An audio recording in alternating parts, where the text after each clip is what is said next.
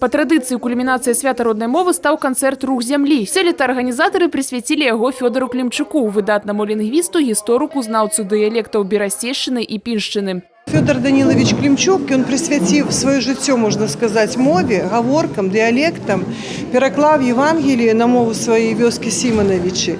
То есть и для нас это стало такой крыницей натхнения. Тем больше, что 27 лютого Фёдору Даниловичу исполнилось бы 85 год. Песні, байкі, апавяданні ліліся з вуснаў найвыдатнейшых захавальнікаў беларускіх традыцый. Галоўная ідэя свята, каб выступленне гучала на дыялекце, а гледачы пачулі разнастайнасць гаворак з розных куткоў Брэсцкай вобласці. Народны майстар Беларусі Іван Супрунчык з вёскі Цераблічы Столінскага раёна прыехаў разам са сваімі драўлянымі фігурамі, радамі. У нас такі быў чалавек, это такая легенда, що він, забивши теля з чиколотком, і все чисто поділив по родах, як би дав кожному роду характеристику.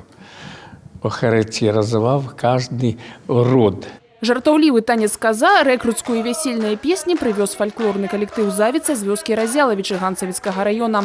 Сёння гэтыя песні рэдка чуюцца ў палескай глыбінцы, а мясцовая гаворка яшчэ радзей. Моладзь у нас дзіцячага садка ідзе беларуская або руская мова. Мясцовым только могуць размаўляць бабулі. Вось уже старэйшае пакаленне раздзялаўцаў.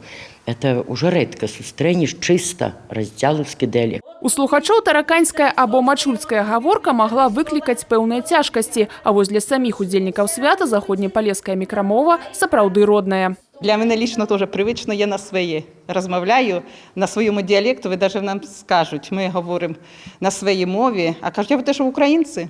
Ні, каже, ми білоруси, тому що у нас такий діалект, що і польські слова попадають, і українські, і русські, от такий змішаний діалект. Галоўнае жаданне арганізатараў свята прыцягнуць увагу грамадскасці да захавання мясцовых гаворак, а разам з імі і ўсёй беларускай культуры. Дзена Мішчук, Роман Філюціч, тэлерадыёкампанія «Брэст».